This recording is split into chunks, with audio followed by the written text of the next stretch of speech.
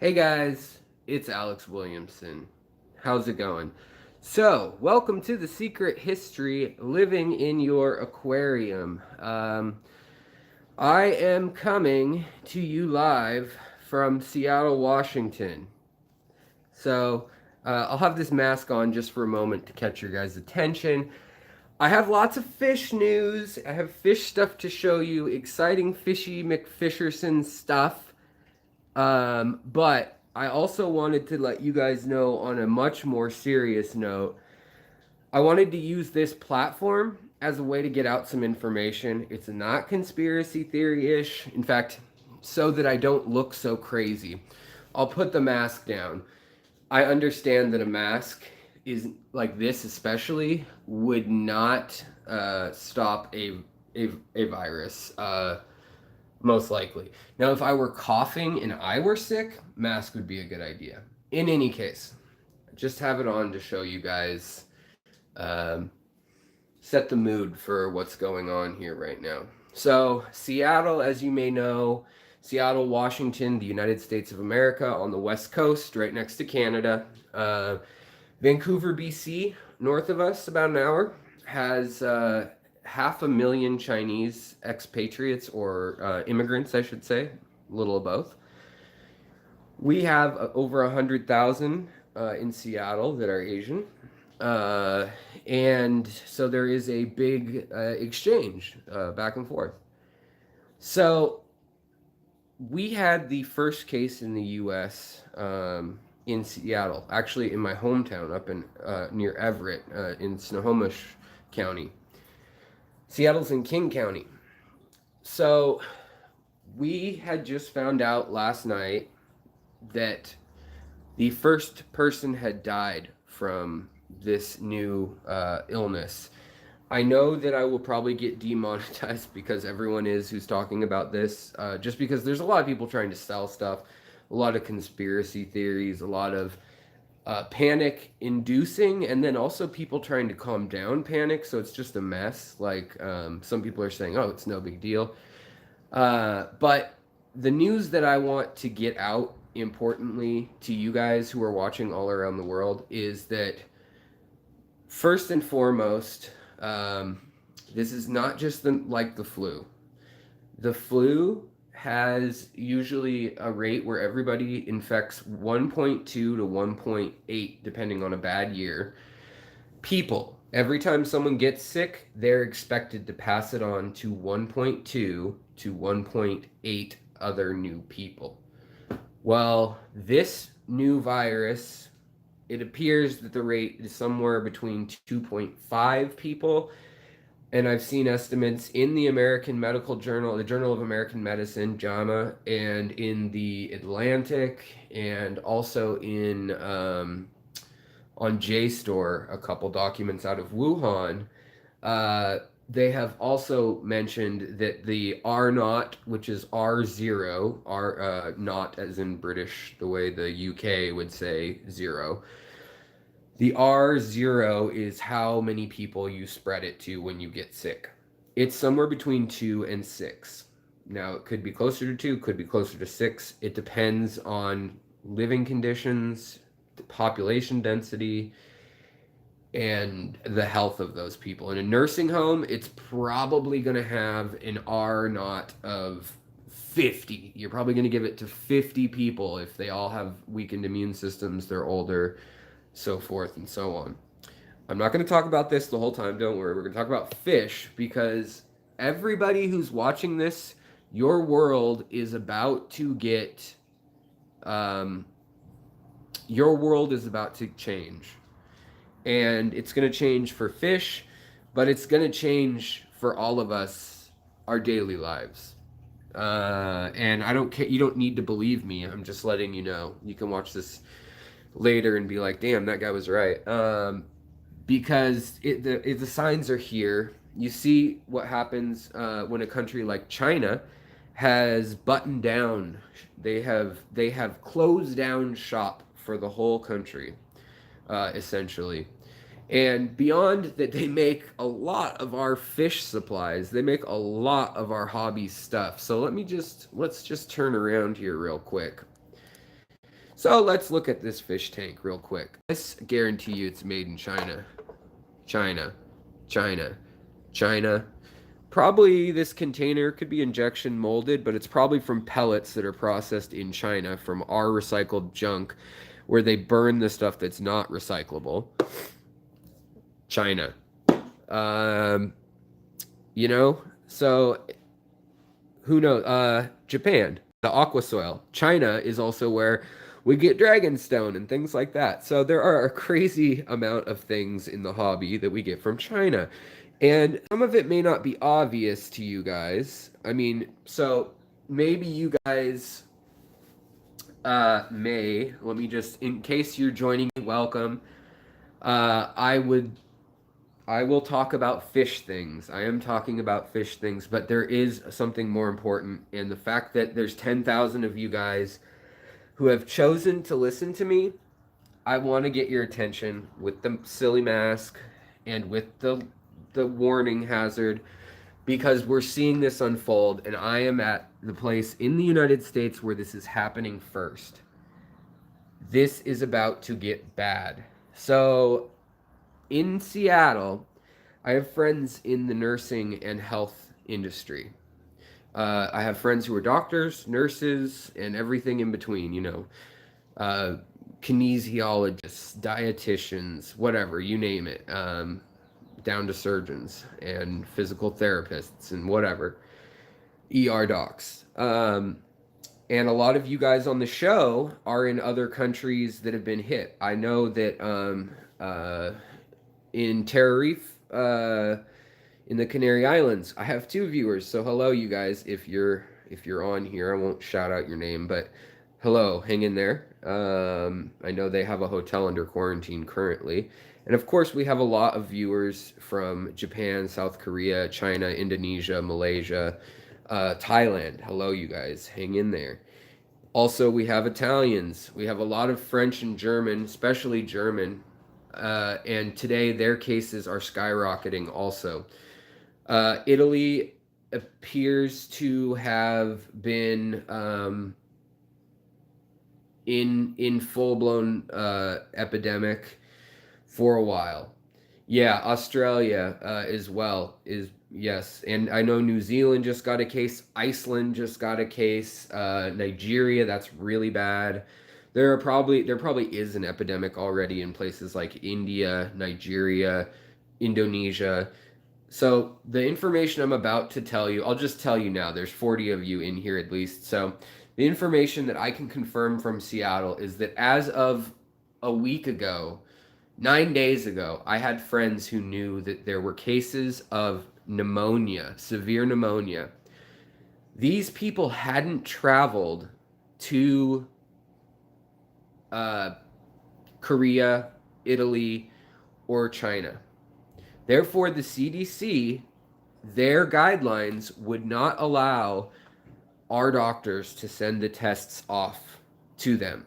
So our doctors treated this, and they had a dead man of pneumonia. Now, this specific type of pneumonia, doctors can look at the x-ray, and they're looking for a specific type of CT or x-ray, and that is a little fluffy cotton candy looking mass that's spotted on the lower respiratory tract of the lungs with nothing in the upper respiratory tract. There aren't pockets of fluid or anything like that. It's very different than most pneumonias. So, and the fever's usually not very high. There's no congestion.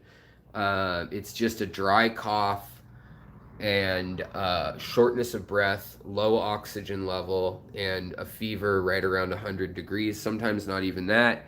No symptoms for the first 2 to 15 days. Then there's symptoms, and those can last for a month. People who die usually die in the hospital 9 to 11 days after presenting symptoms and saying they have them. So in Seattle, I want to warn the rest of the United States and the rest of developed nations that we think we are prepared. We think we are smart. We think we've handled this. Nobody has seen anything like this since 1919. There are very few people alive that will have any recollection of anything similar to this. They're over 100 years old by a long shot if they do. So these people, doctors knew that there was pneumonia in this patient in Seattle, in Bellevue to be more specific, and then Kirkland. He was intubated and put on a respirator. He then died. The president announced this yesterday. He called him a her and said she was a great woman. Well, we have another woman in critical care on life support who will likely die in the next day or two. And we also have another 50 patients in the ICU with pneumonia that just now, as of yesterday, they can send off for testing, and they will have to test positive and then retest it. And now we're testing locally, so we should start to find out things faster. However, this test that came back the other day, they sequenced it already. We have this hyper sequencing software that's being shared around the world. They sequence this virus, and they can tell that the average virus, or animal, plant, mineral, whatever, well, that's not true, but just follow my logic for a minute. Let's look at the fish while we do this. So every time something new is born, fish or plant or whatnot, there are chances for its DNA to screw up and copy something wrong. That is how things evolve, is by little mistakes one at a time. Now, most of these mistakes don't change anything in the phenotype or the appearance. They're just, you've got billions of little situations in instructions inside DNA. This virus has RNA, similar to HIV or swine flu, corona viruses in general. So that's swine flu, that is SARS, that's Middle Eastern respiratory syndrome. There's only been 6 coronaviruses that we know of. One is the common flu, and it changes so often. Now, this is interesting. This is science, so keep watching if you're interested in this too. And then I'll get back to the warning I really want to share with you guys. So the RNA-based viruses, which a lot are, they can be DNA or RNA-based. RNA-based organisms only have one set of instructions. DNA has a helix, and that gives it a reference point, so it has a double helix. You know how it spins around kind of like that plant with two, it's like a ladder that's twisted around itself, that's been twisted and twirled. And that means that when an error occurs, it gets a chance to fix it because each one had a pair. And so it was following a pattern, and there's 2 sides to the pattern, and it has to screw up both sides to that pattern to pass on the mess up. Otherwise, it recorrects when it reads the DNA farther up the strand. However, RNA does not do that. RNA has one chance, and there are billions of changes that occur, and every virus, little teeny particle, they're not a living thing according to some people. To others, they are. They can't live without a host, but they can be passed on, obviously. And once they get into, say, one virus organism gets into this fish, immediately it will find a cell and it will start making copies of itself. It will take over a cell and it'll pop out 30 or 40 replications of itself when it hijacks that cell's DNA. Then that will start making more. Each of those 30 or 40 will make 30 or 40, on and on and on. And different diseases go at different speeds. This is also, bacteria works differently, but thank you guys so much for the super chats. I really appreciate that, Ginger. Hand washing is your friend. I'm listening while driving home from work. I appreciate that, Ginger. I really do. Also, Alan, thank you so much for the super chat. He says 20 bucks for your emergency quarantine zone fund slash bribe fund.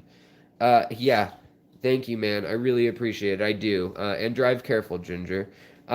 So, as those things copy and then spread from this fish to that fish, the one that messed up out of the billions that are in there, maybe it messed up and it makes it twice as fast.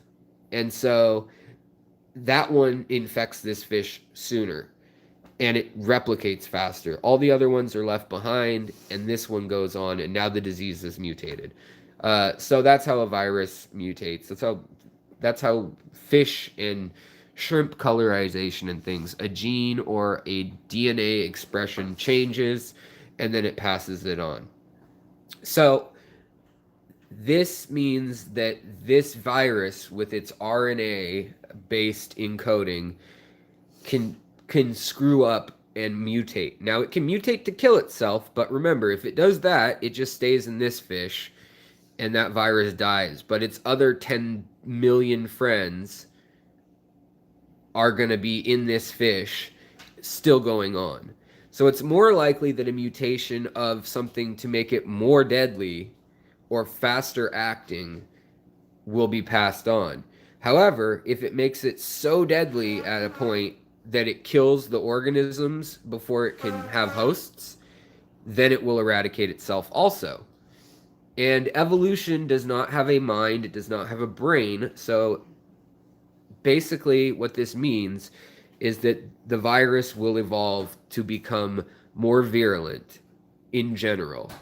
Because if it's evolving to become not as bad, that doesn't usually get passed on, unless maybe it evolved to spread way faster but not kill anyone. That could be a possibility. That's how a virus would get less deadly.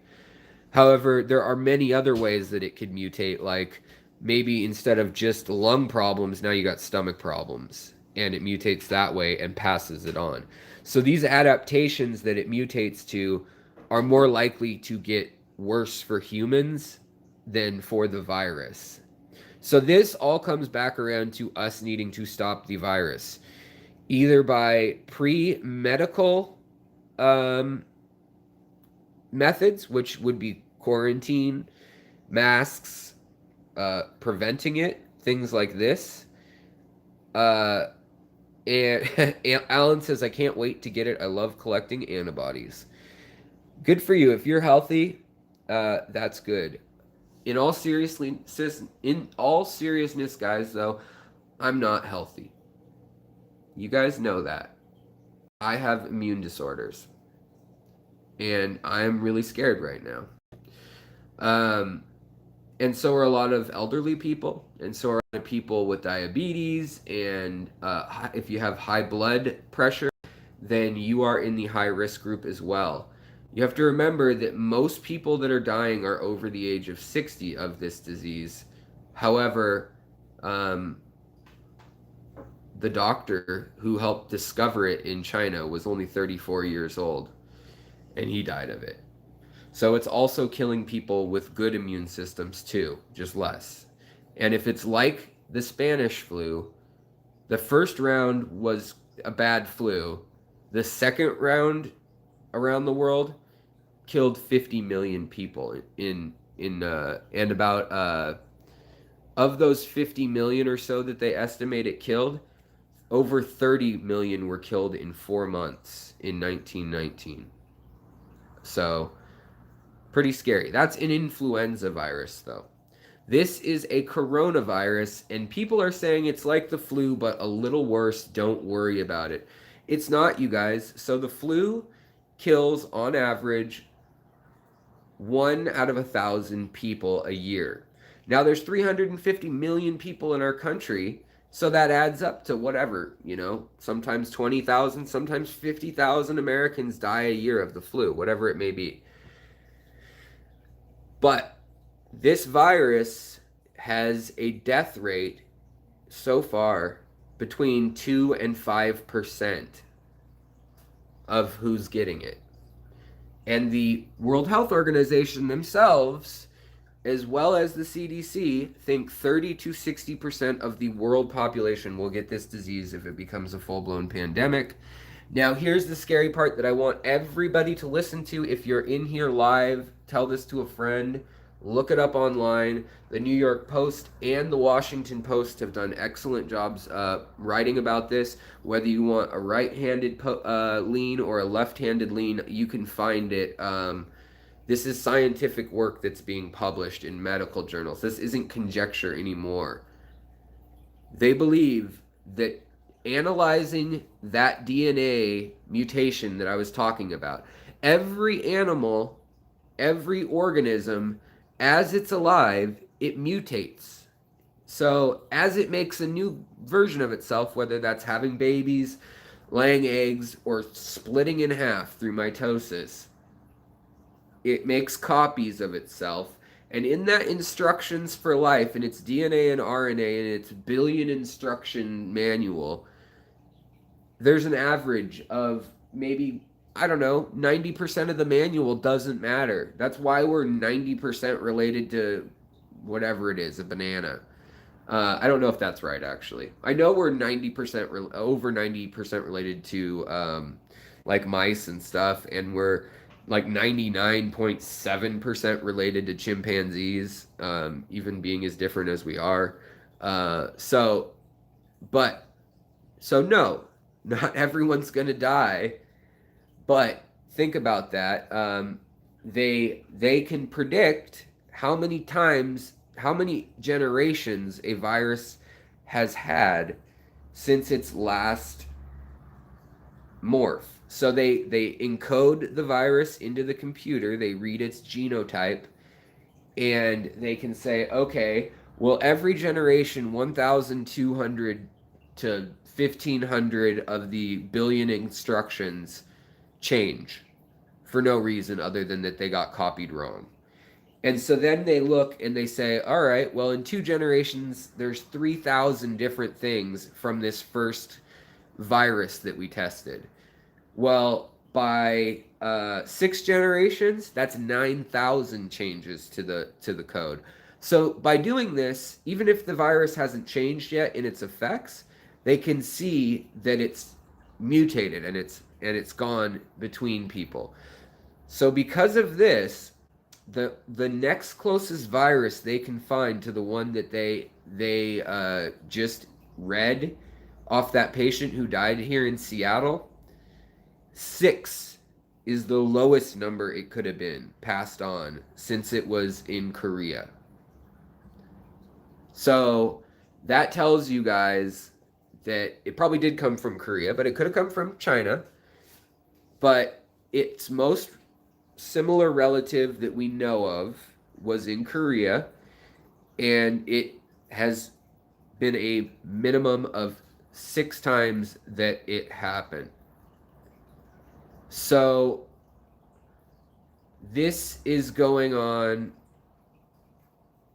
and in Seattle, yes, I wanted to say, yes, this is on a fish tuber notification, because I was and I will be talking about fish and aquatic stuff in just a second. But I wanted to talk to you guys on a really serious note about this, because I am where it's happening in Seattle. California also has it going on. We had the first case in January, 5 or 6 weeks ago. We had someone who healed and they were fine. They got better. Well, now we had someone who died. We have 50 people in the hospital waiting for tests because the CDC wouldn't run the tests because there was a backlog. The first set of CDC tests, by no fault of theirs probably, they had a bad reagent. So just like you test your water, you have a reagent, like drops of a chemical that you put in, and you put them together. And so there's a buffer, a reagent, there's usually a control. So these things are elements of the test. Well, the tests they had made were screwed up. So they could tell you if you didn't have it, and they could tell you if you did or maybe. So they threw out all the did or maybes and had to go to the CDC for testing. CDC could only run 200 tests a day coming from every state. They were running more tests than that, plus the people from Wuhan and Korea and the Diamond Princess that were all being repatriated. I'm going over this quickly because it's a fish channel, but I want you guys to know that what's going on is look online. You can Google it if you want to find it quickly, but they expect that there are 1,500 people in Seattle right now with this virus that we haven't found. They're out there spreading it. Tomorrow, that will probably be 3,000. The next day, I don't know. With the spread rate, that's over the life of the disease. So if it's 6, I mean, that's to say in a week or 2 weeks, I think the doubling rate is 5 to 7 days. So every 5 to 7 days, it's doubling. And that's in countries like China where they're really trying to quarantine things and fight it. We haven't done anything here yet. We just decided to close down some public schools where students at the school, students of the school, were found to have it. A child had it. He went in for influenza testing. He hadn't left the U.S. This was in the hometown I grew up in. Mill Creek, Washington, up by Linwood, Washington, Everett, Bothell, Washington. And this was our rival high school. A kid hadn't traveled anywhere outside the U.S., doesn't have anyone in his family or immediate circle that had been to Italy or Korea or anywhere. And he came down with pneumonia. So they thought it was just a flu complication. They gave him some meds. He started feeling better. Just randomly. It wasn't the meds because you can't treat a viral infection really. And so he goes home for 4 days because they couldn't test him. Only as of yesterday and late the night before were doctors even allowed to test locally, or did they have the ability to test locally? Now we have the tests, and we can do 200 a day here in Shoreline, Washington is where our test center is for the state, and they can only test 200 people at a time. Now, virologists fully expect that we have a minimum of 1,500 people in Seattle area with it. We've not halted planes, trains, automobiles, or anything like that. And therefore, this is coming to your town. This is going to impact you. I don't care what you think about this. I don't care if you think this doesn't have anything to do with fish, because we are all people. We all keep fish. We care about each other. We're a community. And this is going to change things. So if you want to prep and stock up for stuff, I can't tell you what to do about that. That's your prerogative if you want to do that. But I can tell you that this is coming and it's going to mean changes. It may not mean them right now, but when 1 to 5%, let's hope it's closer to 1 and we just don't have the full information yet. But even when 1% of the population dies, when 3.5 million people die in a year of a disease, and another 20% of the people infected have complications that need hospitalization, that's really scary. When we run out of oxygen tanks and ventilators, because that's our only way to help, is to keep people hydrated, give them oxygen, food, water, and keep them on life support if they have such bad lungs, to keep their blood oxygenated. And wait, that's all we can do. And once the spots in the hospitals fill up, then we have to go to gymnasiums or tents or something like that. So I know this is a fish channel, and we'll move on to fish things now, but that is what I wanted to tell you guys, is that if in Seattle they believe we've had this for 6 weeks in our area,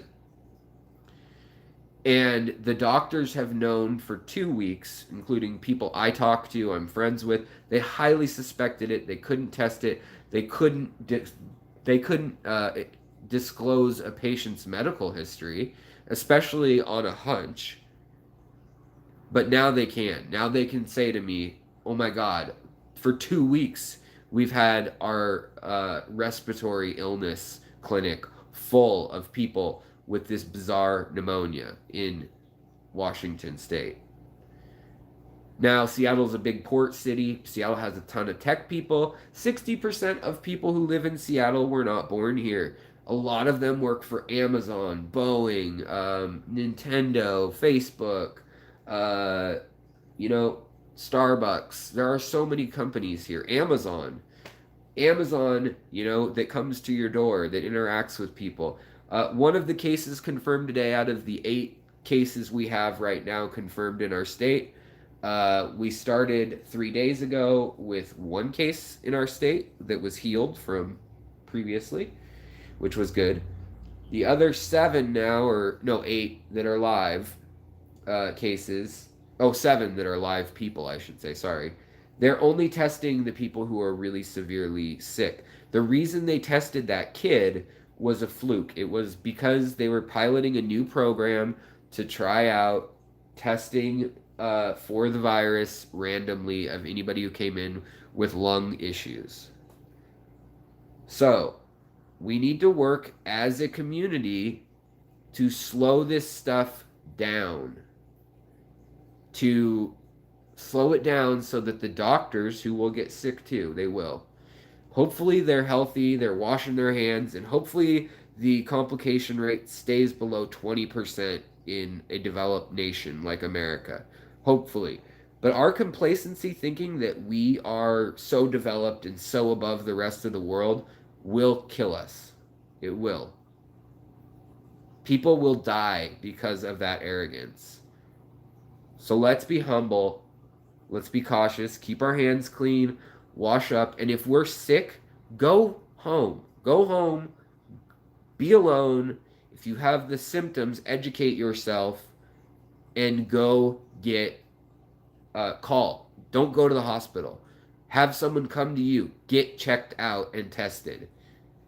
I don't care if you haven't traveled anymore. At this point, it's all over in Seattle and it's too late. I don't know if they're going to try in the coming days. You're going to see a big shit show of I don't swear on my channel usually, but you're going to see a storm of activity being like, oh crap, we let this happen in Seattle. And I think it's too late already. But if they can quarantine it, they'll try. If it's too late, if there's really 1,500 people with it already in the community, they're probably just going to say, try not to pass it on, try to stay clean, yada yada. All right, let's talk about fish, because you guys know that I have an immune problem. You guys know that I don't have a 9-to-5 job, which is actually a good thing right now, because I shouldn't be out in the public. I've already been told by my doctors I had to get off of one of the medications I was on because because of my lupus. What it does is it actually turns your immune system down. So when I'm on that medication, my immune system's almost nothing. That's why I couldn't go to Texas when I was planning on going to Texas last time, a couple weeks ago with my wife. So just wanted you to know, I'll keep you guys posted, but there may be a time, if this is like Italy, if this is like Korea, if this is like China, there will be a time when a lot of people are sitting at home, stuck at home, even though they're not sick, but because someone at their work was. And good morning from Singapore. Hello. Seattle is ratcheting up the cases. We have 8 cases as of today, a death. There's another death expected any time now, and there are 50 people in critical care awaiting tests in the ICU with lung issues, according to other medical doctors that I've chatted with online and people that I know personally in the area. So it's not good here.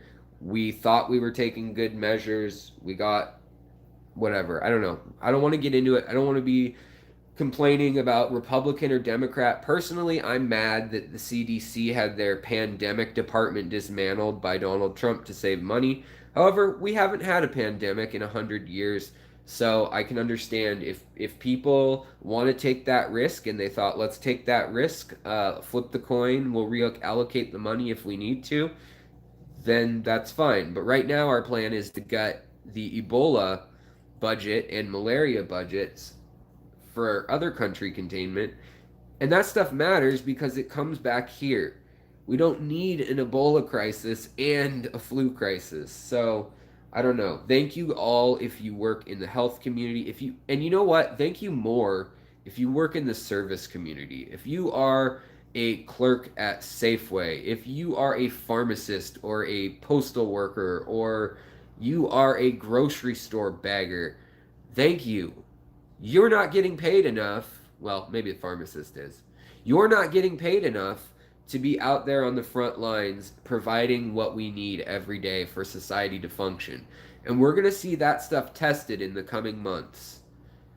So just think about that. Now, the other way we could go about this as a society, sorry guys, it's looking really shaky because the signal's not so good. And so any minor shake on my little tripod thing here, my gyro thing here is yeah. AQUATICs, you ask, should you be worried about things in the mail? So, all right, here's where I'm going to get back into fish. Let's talk about fish.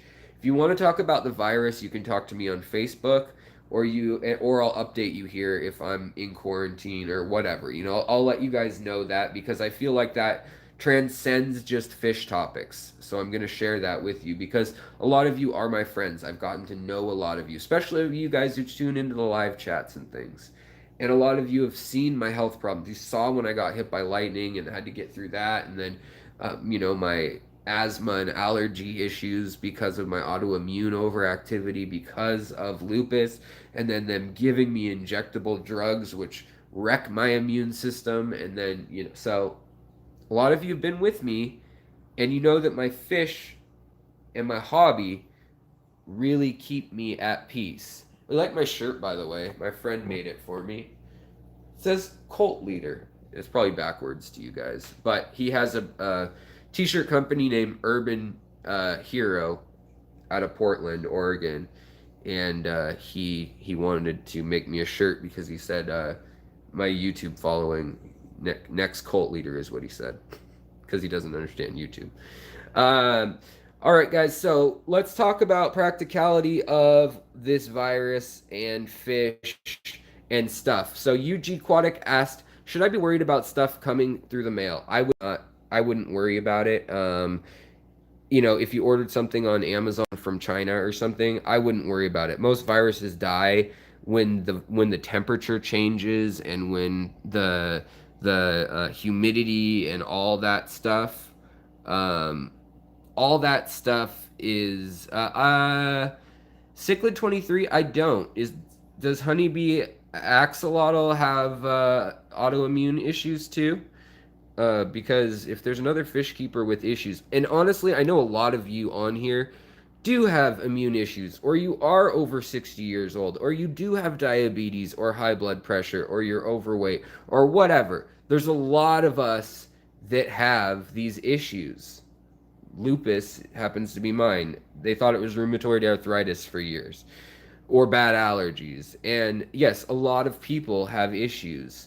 A lot of people don't even realize they have issues that are autoimmune when you ask them. You know, they're like, no, I just have diabetes. It's like, well, that impacts your autoimmune system, you know? So, all right, let's talk about fish though. So I wouldn't worry about packages and things like that because of how much they've been moved around, rustled around. Now, if the virus is active in your area and you ordered something and your postal handler touched the package, if you can, spray it down with rubbing alcohol or Clorox wipes or let it sit for a few days before you open it. Why not? I mean, it's not going to hurt. If you're worried about it, do that. If you're not worried about it, if you're in the boat that, hey, I'm young and healthy, I'm middle-aged, this is overblown, then do whatever you want. I'm not here to tell you what to do. I'm here to tell you what is going on where I'm at and facts about the disease that we know, and then also just kind of extrapolating some of this into the hobby. So the other problem we're going to have is, do you guys think pet stores will be open when they shut down major other stores? So when the malls are closed, when that kind of thing starts to happen. If this looks anything like Beijing, which Beijing only had 1,000 cases out of 25 million people, but they saw what happened in Wuhan, which had 11 million people and 80,000 cases, and so they said, we can't let that happen, and they locked it down. I don't think America will lock it down that hard. Not until it's too late. Not until people are dying and it's a big charade and it's on the news. Then they might, but it's going to be too late. That's my personal opinion. I hope I'm wrong. I hope they lock it down in Seattle soon. But over there, they've kept groceries going. It's a totalitarian government in China. So they're able to put cops and military leaders up and say, hey, take the groceries through, keep the grocery stores open. If you don't show up for work, we're shooting you, or whatever. You know, they could do that if they need to. Here, if someone owns a grocery store and they're like, I'm not going to work and interacting with 1,000 people every day if this illness is around. You know, I hope people realize how important their role is and that they don't feel defined by their pay grade, because there's a lot of people in our society that make it go round and don't get paid what they should if we were looking at it that way. And it takes an event like this once in 100 years, or when the power goes out, for us to realize, you know, who holds the keys to what in society. So just remember that too. If you have a desk job, or you know, a tech job, or maybe, or art job like I do, where maybe you're not working in a service industry type environment anymore, just remember that those people usually, they either have low hourly wages, you know, $10 an hour or something, $12 an hour, or they don't have insurance through work or whatever. I mean, and that they do that job still, and you know, and if this illness happens, that they're still doing that job for us. But that being said, who knows what fish stores will be open. So what I'm recommending, get one tank with some duckweed. That's never a problem for me. I can't get rid of the damn stuff.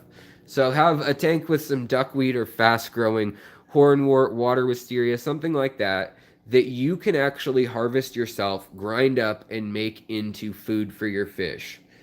So you can do that. The other thing, I know it's rough, I know it's harsh, but you can also grow algae, and guppies will exist in algae for quite some time if you feed them just little amounts of flake food. They have tons of babies. You take those babies away, you put them in another tank, and in theory, you could feed the baby guppies to your bigger, more, if they're more important to you, fish. You could do that.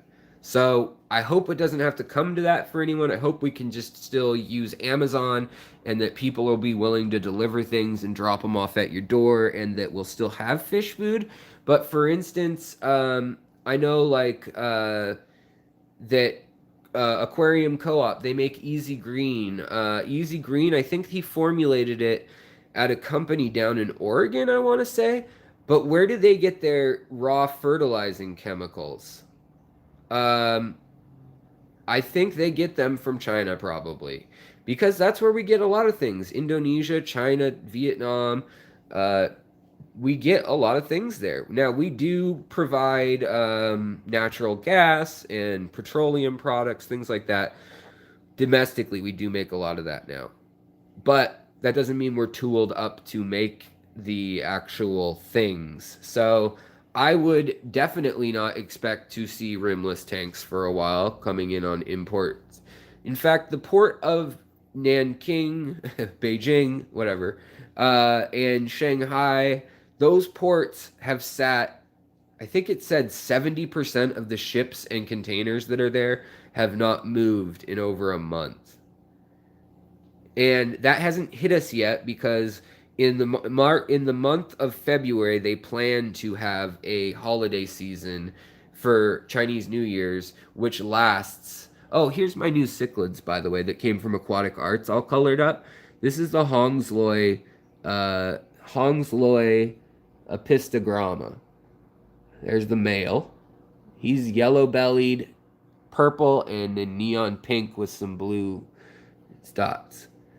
So, in any case, here he is. He's a pretty boy. On my Instagram, I've been posting some pictures of him. He's a pretty boy. He's not too big. His lady friend is more shy, but that's okay. She's not a pretty. So, in anyways, New England Endler says stock up on food, meds, water, ammo, fuel, basic common sense. Hey man, I don't want to tell people what to do because if everyone does it, then it doesn't work for me. But yeah, go buy a little extra food each day for the next few weeks while you can. I've been doing it for the last month. I don't want to sound crazy, but I am into biology. I am into botany. I am into why things are the way they are. And I have been watching this virus. If you're friends with me on Facebook, you know that I've been annoying people by posting stuff about this. Normally, I don't freak out about these things, but there's a reason this time that I'm freaking out. And it just so happens that all these cases in America are starting in California and here. Here, they know there's lots of cases in the community. They don't want people to panic. There will be more cases coming out. Now, doctors and nurses need the medical gear. So those of you who are trying to buy all your respirators and things, honestly, I would say get a cheap, flimsy mask if you need to for when you're sick to avoid getting people in public or your family members sick. That's when you would need masks. However, the doctors every day need a new mask. They need a new mask for every patient. And they right now in the U.S., Pence said, we're fine. We have over 30 million masks right now.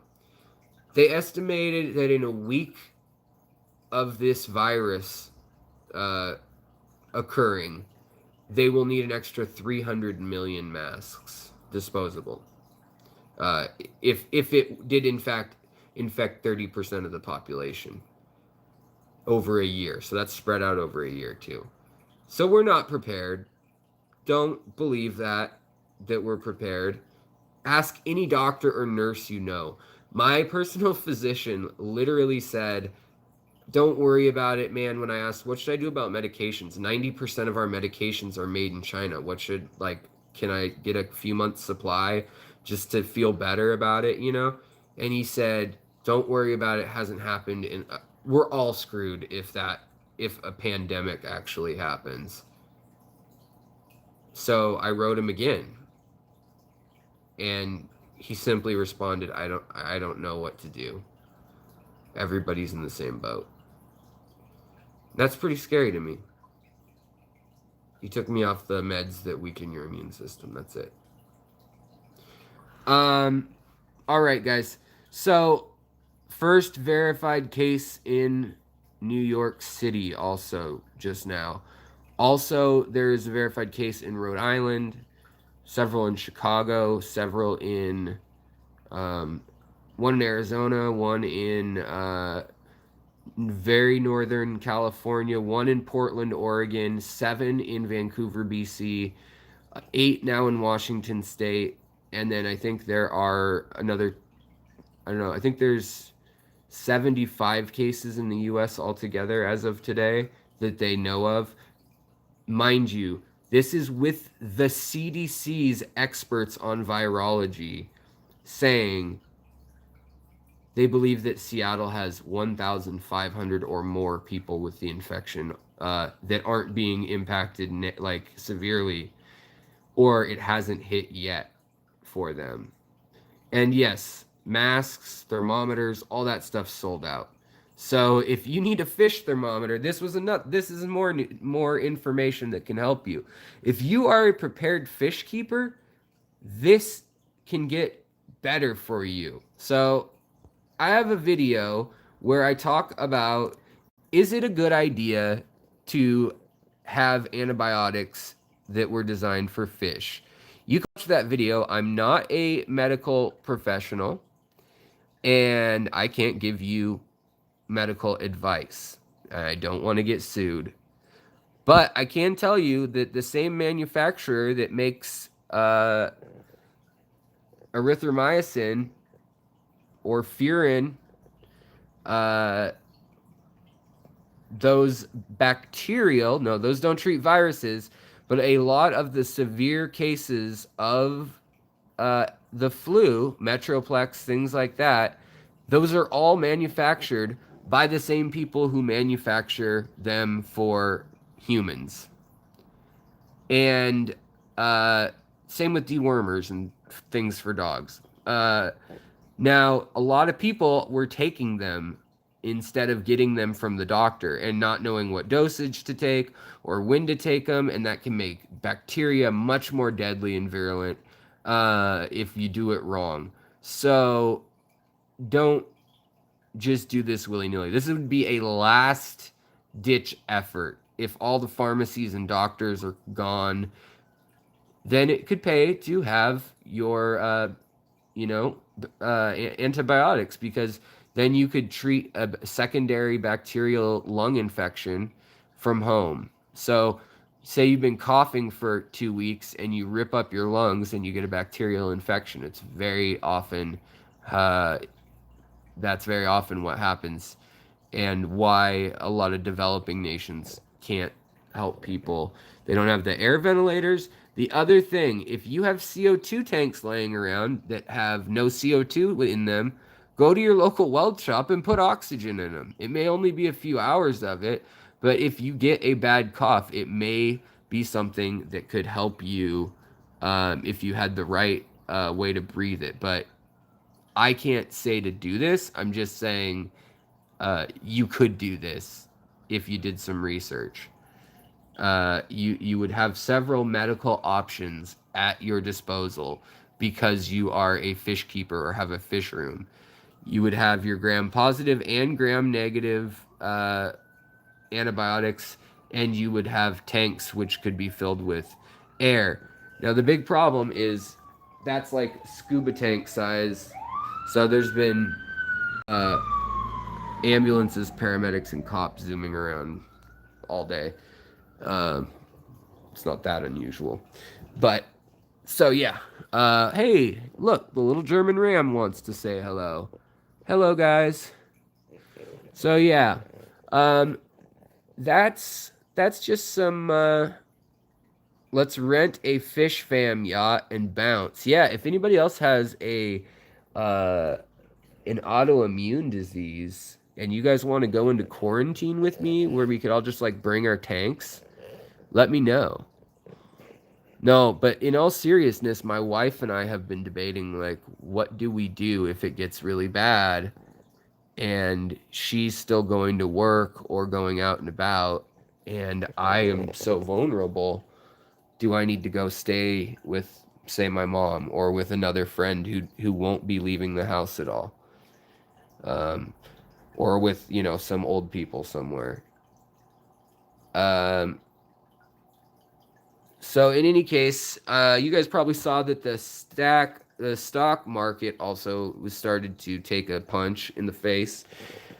It corrected, so your 401k is exactly where it was 18 months ago. That's not that big of a deal yet. But for the fish hobby, people may have less money to spend on fancy aquascaping things and plants and new fish.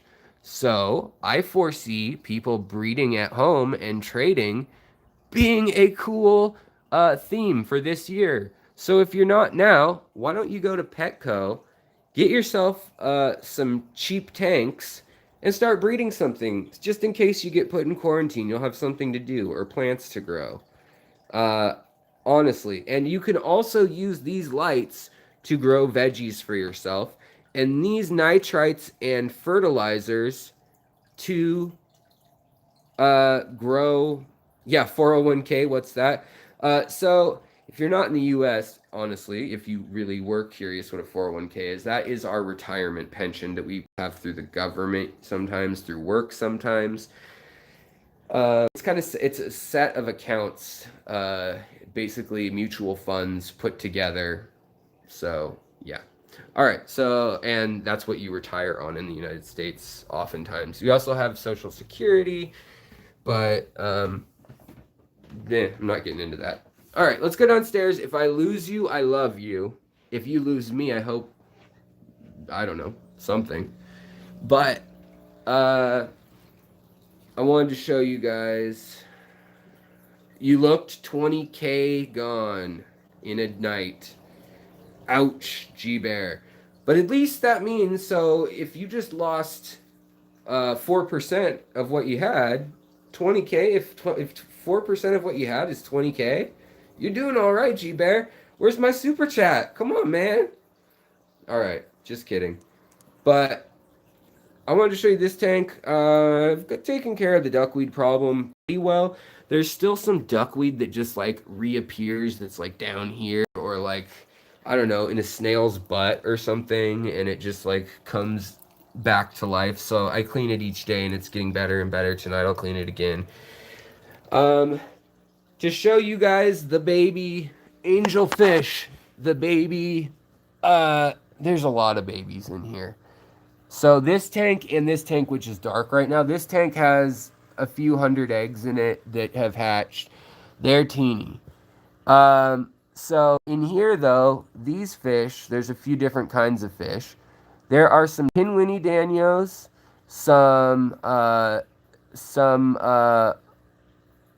let's see here. These are bettas. The ones with the copper colored eyes are koi betta and plakat, betta plakat hybrid. Blue betta plakat with a koi betta. Now, not that I want those betta colors crossed, they bred. So, yeah, that's a baby betta right there with the bronze eye. Now, the angelfish are little silver, these guys. Now, they'll get stubby and start to look more like angelfish after they're not just like 2 weeks old.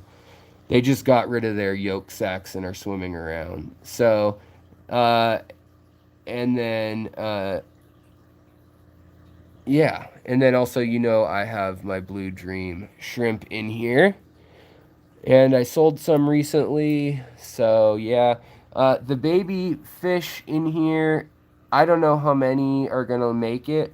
Some are starting to eat each other, like, I don't know if that's the angelfish or the bettas are being mean, but like they're the same size, they're just nipping at each other. So it wasn't a great idea to put them all in the same tank, but they came in different waves and I just decided, whatever, let's put them in here. So somebody asked what's going on with the fry. That's what's going on. Now, look at this. I've let this go for a week because there's bettas in here and the half beaks. And the tinwitties. The water parameters are fine. I've never had this type of algae before. Never. It's like a slime algae. But I wanted to let it get big, and then I want to try to fix it. I think what happened is that I was running this tank a little cooler, like 72 degrees, and it had gravel from outside, from a riverbed, and then it had fluval stratum, and mixed with ADA, and I think that the fertilizer from this and maybe some spores of, or whatever, some cells of algae caused it to explode into a kind of just slimy, maybe it might even be a cyanobacteria. Usually that's blue or green or like blackish colored, but this stuff grows very fast, this algae. So I'm kind of just seeing like, compared to a virus, I'm like, whatever. Let's just see what happens with this algae. Now, up here, I have my erythromicrons.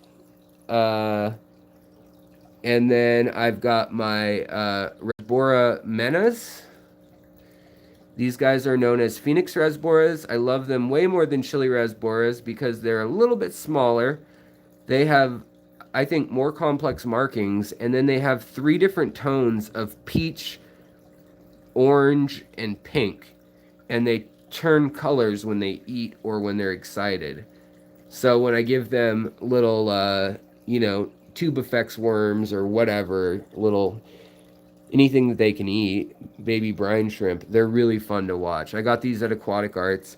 Then these are the blue daisy rice fish that I got from Aquatic Arts.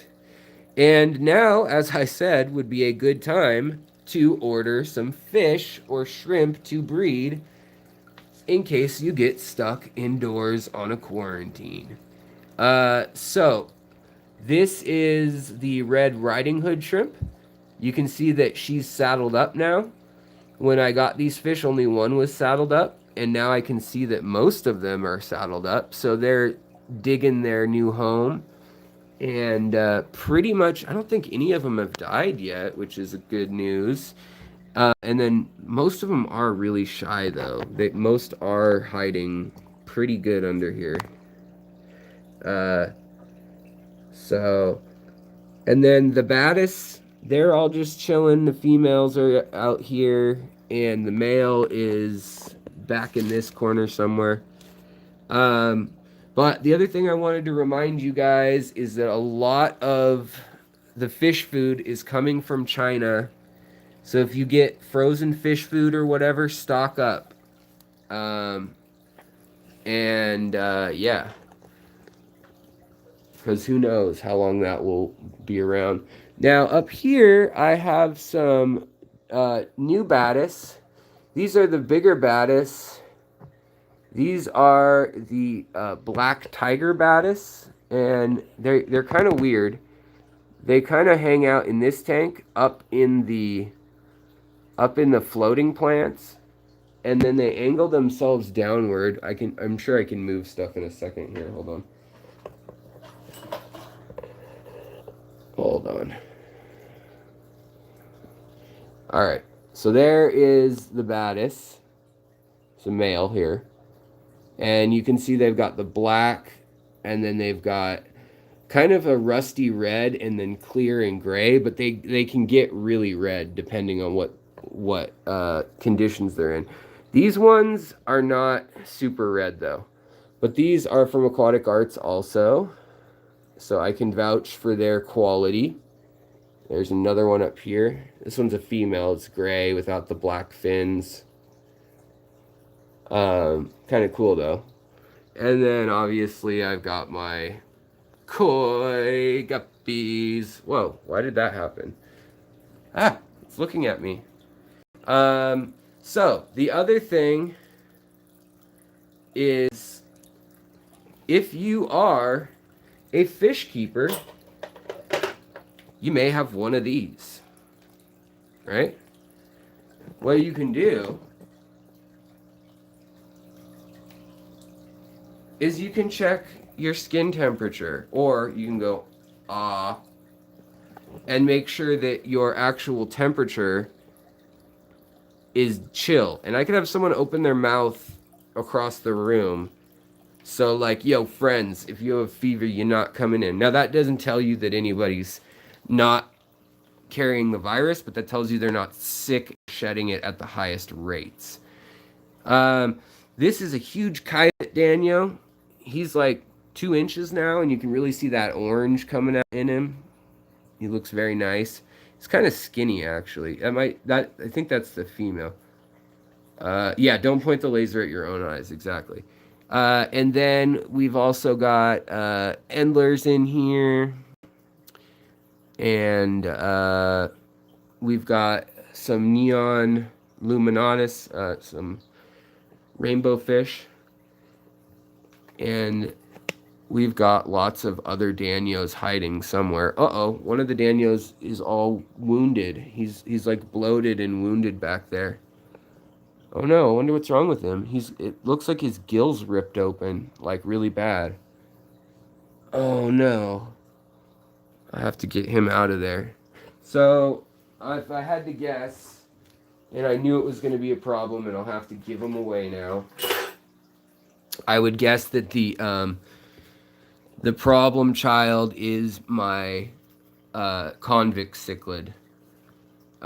So convict cichlid is a rascal and definitely attacks my Danios and smaller fish. The other one I've tried to breed over and over again are these striped loaches. I love them. I would love to breed them, but I can't ever get them to breed. Boom. Oh, come on. No, no, no, no. Dang it. He's gone. You know, these guys are hungry. Yeah, I know that the plague is in New Zealand too. At least actually, if it was the plague, we could treat it. That's bacterial. We don't have anything to fight this other than like get rested and hide from people. A lot of people think it's not that bad. Well, a lot of people are not reading the medical literature, and also not that bad is subjective. I mean, it's the flu kills 1 in 1,000 people. This kills somewhere between 10 and 50 in 1,000 people. So if between 1 and 5% of the population dying is okay with you for a illness, and that's usually at-risk parts of the population, then you can pretend like it's all overhyped and we shouldn't care. But even if you feel that way, society's still going to change. So I'm just warning you guys, get your fish food and stuff while no one's even remotely worried about that. Like, if you got some extra money and you took care of stuff, it doesn't hurt. Fish food doesn't go bad that fast. Get some extra fish food. Care for your fish. And if that fails, like a lot of fish can eat duckweed mixed with like brine shrimp. You could hatch brine shrimp and mosquito larvae in the spring. You could get algae. You could get spirulina type algae. You could get vinegar eels and black worms and things like that. I mean, there's all sorts of stuff you guys can do to feed your fish at home on the cheap, and I would suggest that you guys do it. MedCram, yeah, that's a great channel. John Campbell is my favorite person. Dr. John Camp, it's spelled like Campbell, Campbell. He is a phenomenal, he's a nurse, and then he's also he writes books on how to teach doctors, and John is a great YouTuber.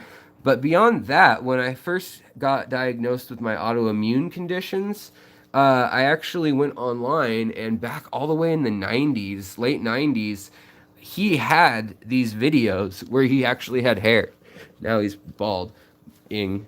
But yeah, so if you're interested in finding some non-hyped, just truth and medical analyzation of what's going on with the virus and with politics and different countries, he's a great source. He knew that Iran had an outbreak going on way before everyone else knew publicly. He had friends that were colleagues there. I talked to him yesterday, actually, via email about the situation here in Seattle, and he said, I see that you have a fish channel. You know, he doesn't know who I am, but he said, I see that you have a fish channel, and use it. Use your channel to let people know what's going on there, and you know, just don't waste time, and what does it hurt preparing, or at least like avoiding people? Like, you're not going to shut down your business or anything right now, but what does it do to hurt things? Like in the EU, yeah, in the EU, it's spreading big time now. And I think it's out of control. I don't think they can control it at this point there anymore. It looks like, I mean, with Italy the way it is.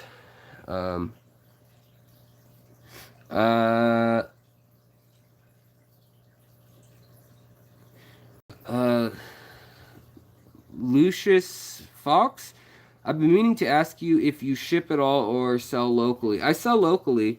And actually, I'm selling some shrimp tonight. It's actually probably going to be one of the last deals I do for a while. Some of my Malawa blue strain I'm going to be giving to a guy named Chad, and then some of my Neo Caridina or my Caridina gold nebulas. Sorry, guys, brain fart. And then also I sell these guys pretty frequently. These are my like master breeders for the line. But yeah, Nyan, the EU doesn't want to control it. That's the problem. Yeah, I mean, I don't know what the problem is. If I don't know if it's, not like literally they don't want to control it, but I think that there's a certain point where they realize, oh crap, like what can we do? And they'd rather people just go about their business and take the hit of however many people get sick. And I think that's what the US is going to do too. Um, Rather than trying to slow it like China tried. And I just think that it would be really I just think it would be I think it would be really fucked up if we didn't do anything to quarantine ourselves and to take measures to prevent the virus here, and then China got a second wave after they locked down for months and took the economic hit. If we're using this as an excuse just to get an edge on them, that would be incredibly jacked up. Now, I know a lot of people have crazy conspiracies. To me, they're crazy about it being a Russian or Chinese or an American or CIA or aliens or whatever, some plot. I don't think anything like that's going on. What a crappy weapon. I mean, the only reason you would design a weapon similar to this disease would be if you wanted all your weak citizens to die. Like Hitler might have invented it so that he could, I don't know, get rid of old and sick people and inconvenience everyone else a whole bunch and possibly scare the economy into a crash. It just doesn't make sense. So, fish tropic, yeah. Let everyone fly around, spread it, and mutate it, and then it'll go back to China. Yeah. The common cold is a form of coronavirus that is fairly benign. Yeah, totally. The common cold does kill some people, but not like influenza. However, you also have to realize that the the Middle Eastern respiratory virus, and the SARS virus. SARS had, I think, a 10 or 20% fatality rate, and the Middle Eastern respiratory virus had over a 50% death rate of those who got it. So, not good. Those were real bad, but they were harder to catch. You knew if someone had it because they were sweating when they were contagious. This looks to be way less deadly, maybe in the order of 1%, and the worst case in developing nations 5%. Like in Iran right now it's like 9%, but I'm hoping that data is just wrong. And yeah, so that hopefully it's somewhere like 1%. Also, I got this Alternanthera rosavig, and Fan Aquatics, Florida Aquatic Nurseries, is now making this. So if you're in the US, that's something you can get in America now, which is good. But I talked to them, and their plastic, their rock wool, and their cups that hold it are manufactured in China. So there's stuff like that that they may need to resource or retool. Or maybe there's just no one that makes rock wool cups for aquatic plants because that's so specific, and we'll have to retool for that, and for a while they won't be shipping. I don't know. So there's all sorts of things like that that could go wrong with this sort of thing on the horizon. Also, who knows if my CO2 is going to be around. I mean, they're needing oxygen and things like that, but who knows if the weld shop's going to stay open. Why would the weld shop stay open? I don't know. Worldometer, yeah, the worldometer, it's interesting to follow, but you have to remember there's a big lag time between the deaths and recoveries.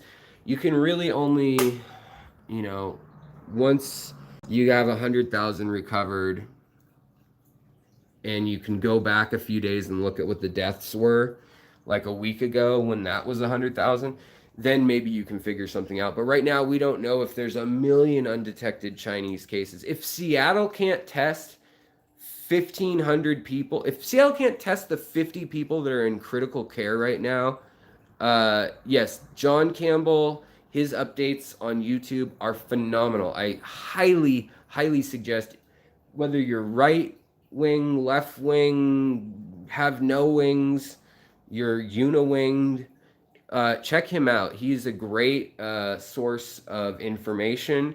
He tries to be unbiased, but he definitely has kind of let it slip that he thinks that the WHO has worried too much about the economy and tried to put off calling this thing what it is. It is a pandemic.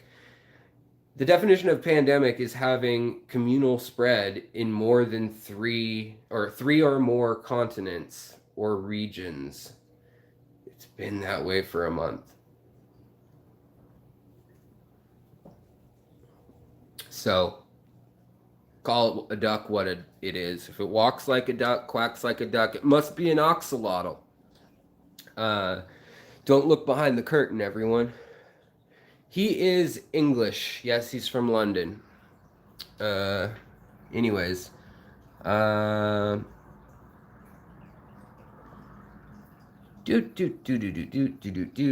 just reading your. Do you guys have anything else you're just curious about?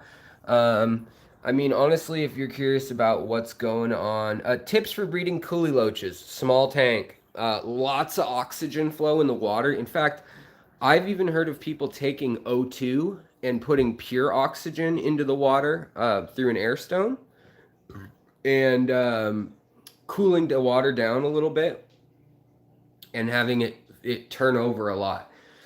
Lots of water changes, lots of flow, and then having an area, so like a ramp shape in the tank, and then an area right under it where the current is slow and there's sand or leaves and debris. That's what is best for coolie loaches. So yeah, I've had them have a couple babies, never had them survive in mass, but I've never gone to the trouble of setting up a hill stream spawn tank. Also, I hear having a good amount of algae in the tank can be helpful because the babies eat that on the rocks, and it's the kind of algae that grows in the flow of water.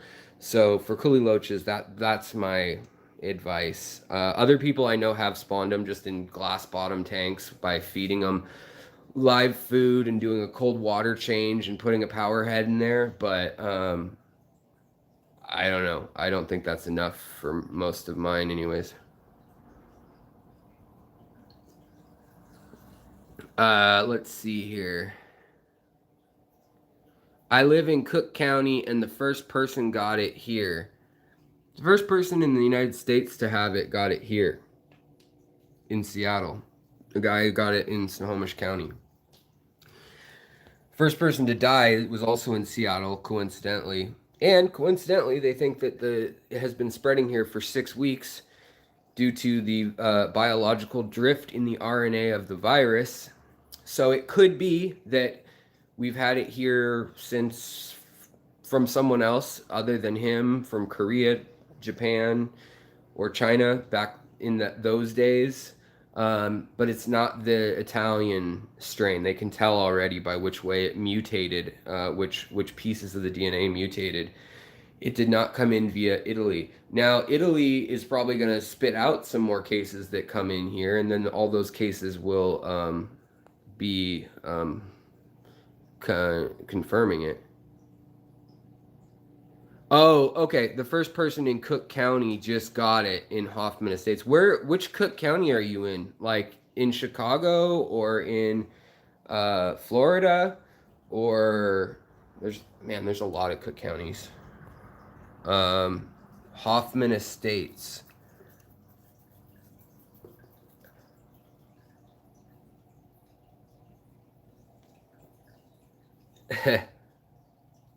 Illinois. Okay, yeah, yeah. That's not good. If it gets into those project towers and stuff like that, or project complexes, that won't be good. The condos and things, they know that it's spreading through ventilation and or plumbing, one or the other, in China. So they figured that part out. Italy stopped a lot of their testing. Someone says, okay, good choice, whatever. All right, guys. Well, I am a fish channel, and and you know, I tried to keep it woven into fish for the second half of this video, and tried to talk to you guys about some biology. But what I really wanted to get out, in case you're just skipping to the end of this, watching it later, whatever, I'm sure it's demonetized by now because I said the word virus and swore, is that I'm in Seattle. Seattle has only 8 confirmed cases in the whole state. However, there are 50 people that doctors believe have it, that have been for the last week in the various, our best clinics in the city have been taking care of them. They've been moved around hospitals by EMT workers who only today were quarantined, but for a week, up to a week, they've been moving around since they moved those people. And there's a nursing home that this started in particular, where over 50 people are showing symptoms of severe illness. It's an old folks home essentially and rehabilitation place. And there's 74 cases in the United States confirmed so far. However, the tests they sent the Seattle Bureau were junk until 3 days ago. So they were having to send things to the CDC. So there was a lag time. There was a delay of up to 5 days. 3 to 5 days was the official statement. They were telling people 2 to 3 was what they expected. Meanwhile, they knew damn well that, quote unquote, our expected time is blah, blah, blah. They knew that it was 5 days to 3 days was their actual time. So whatever. So it's out here in Seattle, and I don't know if they can contain it. So far, I haven't seen us doing much of anything. Nobody knows what the symptoms are. Everybody who has a runny nose and is sneezing has messaged me, hey Alex, I know you're friends with like medical people and you're into biology and stuff. Do I have it? You know, it's like you will have a headache, a fever. You will generally feel tired and unwell. Some people may not feel anything. Then you will have usually 1 day of diarrhea followed by a cough that's dry and worsens. And then you will either go into organ failure or pneumonia if you're that 20% that has complications. And out of that 20%, 1 in 4 will then die, even in the developed nations. Lag time and misinformation is what's scary, and a 2-month-old virus. Yeah, I know. That's interesting. There's a lot of carriers, and that's both good and bad that, you know, like a lot of people can carry it and survive. That's a good thing if it were Ebola, but it's a bad thing when it kills people also, you know, because then there's lots of carriers that can't be detected and it goes out and people die. By conjecture, if the death rate is 1%, then it only makes sense that in the Seattle area there's at least 100 cases. But by analyzing, as I explained at the beginning of the video, by analyzing the RNA sequence of the virus and its known permutation or changing genetic code, they can estimate how many generations of spread or change it has had, and they know that it's at least 6 in Seattle, since it was related to anything that they found or coded in Korea. Now, it could have also been that it snuck around Korea another 2 or 3 transmissions and then hopped to America for 2 or 3 transmissions, but they're guessing now at the CDC secretly. They're still not telling the us. This is coming from friends who are at hospitals working, saying we have a bunch of cases. This is not good. Spread the news. The number of 1,500 people in Seattle with the illness, that is an actual number from the CDC's viral analysis people, a guess from their top people. And you can find that number online. And I think New York Times had it today, and the Washington Post. I also think InfoWars had it, if you're really into conspiracy theories and you want to read it from there. And then I think Forbes had it, and I think, where else did I see it? Oh, Rico Digao, thank you so much for the super chat, my brother. I appreciate it. Stay safe down there. I hope the warm weather kills it. So far, it hasn't taken over the southern hemisphere like it has the northern. And, you know, a lot of times they don't like warm months. Yes, exactly. Element 186 element. I know, totally. I worry for my son who is doing chemotherapy after having a brain tumor. Zilgil, I am so sorry. That is really rough. I would say just keep him away from people, and, you know, that's, I don't know, get a fish tank that you can hang out with, and that, oh man, that's rough. Keep your immune system tuned, yeah, and don't follow all the believable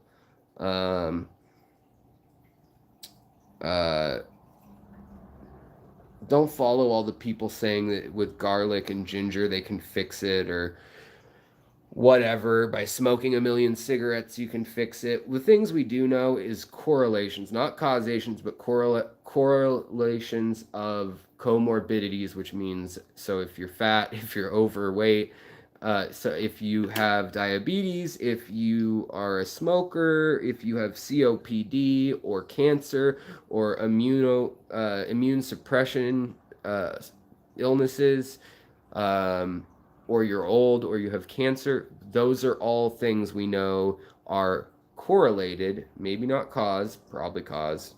They probably are causation rather than just correlation.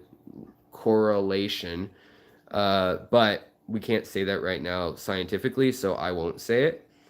But it appears that those things are linked. So, yeah, get it sleep. That's one thing we know that's great for your immune system. We know that if you're lacking vitamins, that is bad for your immune system, but we have not shown, it is a myth, that vitamin C helps your immune system. Sorry, there's just not a conclusive study around the world that has that conclusion. Now, if you're low on it, your immune system goes to hell. So it's a good idea to have the right amount of vitamins in your system. Sure, vitamin C, but really all of them, D, A, E, C, B12, all that stuff, you know, zinc, manganese, potassium, all that. And yeah, somebody just said, lol, yeah, sure, I'm sure a bunch of cigarettes will fix it. No jokes, some people in China were believing that they could make their lungs so unhealthy for the virus that it wouldn't resemble human lungs, and they were like smoking more to try to stop it. But no, it doesn't hurt to stock up on oranges, or, you know, whatever, if you like eating that. If it's healthy, that's going to be way better than Twinkies and Ding Dongs for you anyways. So it may not last as long, but yeah, sleep is really, really important for fighting infections. I'm going to leave you guys on that note. Follow facts, examine the sources you see, and let me know what's going on in the comments in your area. If you made it to the end, I appreciate your views, your support. I appreciate you sharing it, even if this is with non-fish people this time. I want to get the word out what's going on in Seattle. I'm putting my credibility on the line. If this doesn't come to fruition, that there's not a bunch of cases, I would be so happy, but that's not the case. I know that these cases are going to surface. They're going to start popping up all over the U.S. There probably are a bunch of cases all over the U.S. starting, but not in their clinical symptom phase. So stock up on your fish supplies. You make your own choice if you want to stock up on other things, what you want to do with masks, gloves, medically. But from me as a fish hobbyist and not expert, what do I want to say? Enthusiast, stock up on fish supplies. A bunch of stuff's made in China, and a lot of things that you don't think are made in China that say are made in the USA, that means they're assembled in the USA. That doesn't mean that the plastic that they use wasn't in pellet form bought from China, because that's the cheapest place to buy it. So hopefully they can retool, resource things, but so many things are made in other countries that we don't even realize it, some element of it. Not to mention the things that we haven't even seen yet coming down the line, as far as small businesses needing loans to stay open when, say, their restaurant or their pet store doesn't have many customers because people are either in lockdown, sick, or they're scared. And that collapses. The banks have to give money. Well, the banks don't have endless amounts of money to give. There could be another economic collapse. I don't want to get into all of that, but I'm just saying, think in your head. You have living organisms that you are in charge of taking care of. If you have kids and family, obviously worry about them first. If you have higher order animals like that can think about, I don't know, doing tricks and stuff, do that in that order. Take care of your dog and your cat and stuff first, and then your fish. But if you got cichlids, I don't know, that's pretty close to a dog or a cat in my mind, some of them. I don't know, don't listen to me on that. That's just my opinion. But I will talk to you guys later. Wish me well. I'll try to keep making videos. I'll probably just be at home working on things. That's not a huge change, but I just wanted to tell you guys what's going on out here. They've closed 3 high schools, quarantined all the medics and fire department guys that transported those 50 people, even though it's been a week after the fact. They didn't know that they could have something possibly. So none of those people had masks on or anything. And they only did it today. So probably none of that is going to help at all. And probably a third of those people will come down with something. So I'll keep you guys posted, but this will probably be the longest video I do that's just ranting like this long about it. I'll talk to you guys later. Take care of yourselves, the people around you, like I said, yourselves, because you can't take care of your animals and your fish and your plants and the people around you if you don't take care of yourself. So do that. And I think if half of us did half of that, half the time, our world would be twice as good as it is right now. So, yeah, look out for one another, have compassion, have kindness, and use critical thinking, but don't overthink it. Don't get so critical that you're getting into black holes of conspiracies. Just look at what is scientifically proven. Believe the mainstream medical society as a whole would be my advice, but ignore what the WHO or any government agency has to say in official releases. Just look at their numbers and look at what the doctors treating the cases on the ground say. That's a way better method. All right, guys, I will talk to you later. Listen to them if they're saying quarantine or whatever. Like, yeah, at that point, listen, you have no other choice. But for now, I'm saying don't believe the hype in some cases, and in other places, it's a lot worse than you think. Seattle's one that I can tell you firsthand is in trouble. Later, guys. Talk to you next time. Hang in there. Thanks for the super chats. Thanks for likes, shares, subscribes. Patreon, that will be very helpful in the coming months. So thank you so much to my Patreon supporters as well. On that note, I'm out of here for real. Bye, guys.